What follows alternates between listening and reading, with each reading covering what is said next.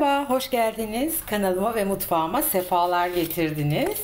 Gerçekten çok lezzetli, çok kolay, çok pratik yapılan bir tarifle karşınızdayım bugün. Umarım hepiniz çok beğenip deneyeceksiniz. Şimdi bunun için 2 adet patlıcanımı uçlarını aldım. Biraz patlıcanlarım dolapta geçmek üzereymiş. Soğuktan kötü olmak üzereymiş. Hemen bunu yapayım istedim.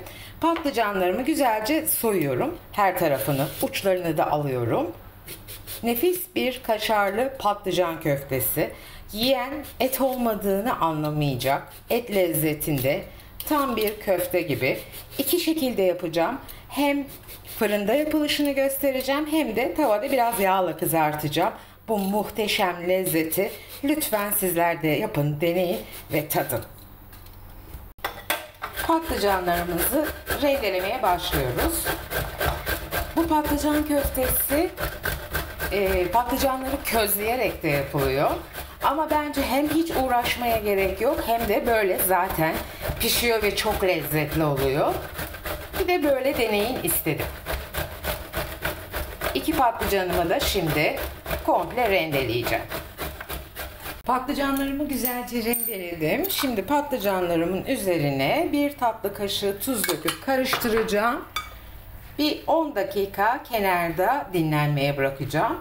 Acı suyu çıksın. O siyah kara acı suyu iyice çıksın ve lezzetli bir patlıcan rendesi kalsın geriye.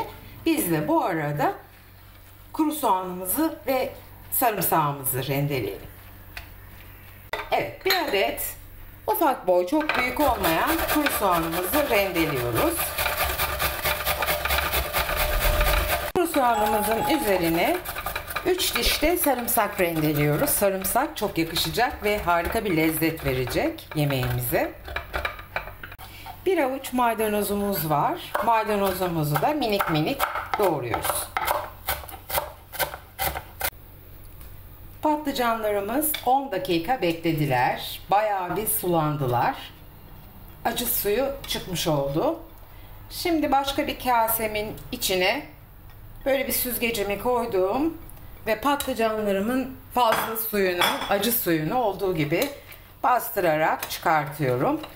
Bayağıca su çıkıyor çünkü arkadaşlar. Bu önemli. Bütün suyunu çıkartmamız gerekiyor. Fazlası olmamalı. Bakın suyu nasıl çıkıyor. Görebiliyorsunuz umarım. Evet arkadaşlar, çıkan suyu size göstermek istiyorum. Simsiyah acı suyumuz çıktı. Şimdi suyumuzu döktük kasemize, patlıcanlarımızı aldık. Diğer tarafta da yine kuru soğan ve sarımsak rendemiz var. Bunun da suyunu güzelce sıktık ve attık. Hiç sulu bir şey istemiyoruz arkadaşlar. Bütün sular gidecek. Şimdi 2 adet yumurtam var. Üzerine 2 adet yumurtamı koyuyorum. Az önce dilmiş olduğumuz 1 avuç maydanozu koyuyorum. 2,5 çay kaşığı tuzum var. Tuz sizin zevkinize göre. Az yiyenler az koysunlar ya da yemeyenler koymayabilir de. 1 çay kaşığı kadar kimyon. 1 çay kaşığına yakın karabiber. 1 çay kaşığı kekik. 2 çay kaşığı da kırmızı toz biber, paprika. Şimdi arkadaşlar 1 su bardağı kadar yanımda mısır unu var ama ben dikkatli kullanacağım. Bir kontrol ederek önce bir 4 yemek kaşığı kadar mısır unumu koyuyorum. Sonra da rendelemiş olduğum bir 100 gram kadar, 100-150 gram kadar kaşar peyniri rendem var. Bunu da ilave edip yoğurmaya başlayacağım. Duruma göre mısır ununu belki de tekrar ilave ederim. Gerekmeyebilir. Her zaman kontrollü olmak gerekiyor. Şimdiden harika koktu. Gerçekten çok leziz bir yemek oluyor bu arkadaşlar. Özellikle patlıcanı çok seviyorum. Her türüne bayılıyorum diyenler sıkılmadan farklı farklı patlıcan tariflerini yapabilirler. Benim de oynatma listemde patlıcan tarifleri diye onlarca patlıcan tarifi var. Hepsini size tavsiye ediyorum. Şimdi görüyorsunuz arkadaşlar, halen biraz cıvık. Bu şekilde de bırakabilirsiniz. Ama ben biraz daha tok olsun istediğim için kalan bir 3 yemek kaşığı daha mısır unum var. Yani tam tamına 200 mililitrelik klasik su bardağına dolduran mısır ununu kullandım. Şimdi iyice yoğuruyorum. Bir 5-10 dakika kadar da bütün lezzetler özdeşleşsin, birbirine karışsın baharatlar diye bekleteceğim. Ve sonra da şekil vereceğim. 2 türlü yapacağım demiştim. Biri fırında, birisi de yok ben fırın kullanmak istemiyorum. Elektrik malum faturalar çok geliyor ve tavada seviyorum diyenler için bir tanesini de tavada yapacağım. Sanki muffin gibi olmasını istediğim için böyle bir fırın kalıbım var. Onun için fırın kalıplarımın içini dolduruyorum. Ama sizin böyle bir kalıbınız yoksa ya da normal klasik köfte şeklinde istiyorsanız yağlı kağıt serdiğiniz bir tepsinize de kaşıkla şekil verip koyabilirsiniz. Ben bugün biraz değişik olsun istedim. Biraz daha böyle top top kabarık bir şey olsun istediğim için bu kalıbıma koyuyorum. Yapışmayan kalıbım kolayca çıkabiliyor. Bu arada fırınımı 200 dereceye açtım ve ısınıyor. Sıcak fırına girecek her zamanki gibi.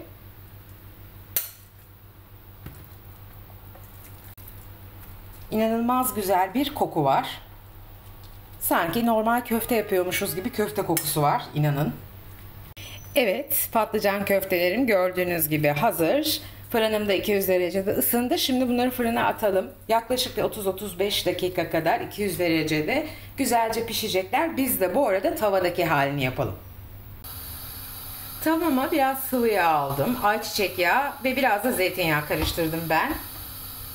Şimdi yağımın güzelce ısınmasına müsaade ettikten sonra bir kaşık yardımıyla bu kalan ayırdığım patlıcan köftelerimi yağıma atıyorum. Dediğim gibi hafif olsun isteyenler, yağsız olsun isteyenler fırında yapabilirler. Ama ben elektrik faturasından bıktım. Fırın kullanmak istemiyorum ve yağda seviyorum diyenler de onlara da bunu göstermek istedim. Gerçekten çok lezzetli, sağlıklı ve değişik bir köfte oldu. Umarım siz de en kısa sürede denersiniz. Şimdi patlıcan köftelerim arkalı önlü kızaracak güzelce ve hazır olmuş olacak. Bu şekilde sanki mücver gibi de oluyor.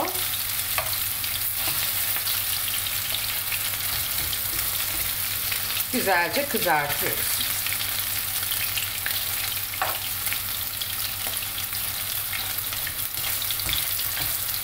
Böyle hafifçe kaşığın altıyla da bastırıp yayabilirsiniz. Fazla kalın olsun istemiyorsanız. Evet, nefis patlıcan köftelerimiz hazır arkadaşlar ve patlıcan muffinimiz. Nefis görünüyorlar. Gördüğünüz gibi servis ettim. Size 2 türlü göstermeyi istedim. Bir köfte şeklinde yaptım arkadaşlar. Çok güzel oldu. Bakar mısınız? Çok lezzetli. Tadına doyulmaz. Böyle yoğurtla servis etmeyi uygun gördüm. Üzerine biraz pul biber serptiğimiz yoğurt. Bu da muffin tarzında yaptığım. Tabii daha hafif, daha az yağlı, daha lezzetli olsun arzu ediyorsanız fırında yapabilirsiniz. Ya da tavada köfte şeklinde pişirebilirsiniz. Umarım tarifimi beğenmişsinizdir ve evinize denersiniz. Farklılık arayanlar için özellikle hem görseli hem lezzeti hem de yapılışının kolay olmasını isteyenler için bu tarifimi hazırladım. Umarım evinizde denersiniz. Deneyecek olanlara şimdiden afiyet şifa olsun diyorum. Bir sonraki güzel tarifte yine ilginç bir tarifte buluşmak üzere. Kendinize çok iyi bakın. Sevgiyle kalın, hoşça kalın. Ama videomu beğenmeyi, kanalıma abone olmayı ve bildirim zilini açmayı unutmayın. Bildirim zilini açarsanız eğer her tarifimiz paylaşır, paylaşmaz ilk olarak size bildirilir. Bu şekilde de hiçbir tarifimizi kaçırmamış olursunuz. Unutmayın, kanalıma abone olmak tamamen ücretsizdir ama bu şekilde bana destek de olmuş olursunuz. Hepinizi çok seviyorum. Bir sonraki tarifte görüşmek üzere. Hoşça kalın, sevgiyle kalın.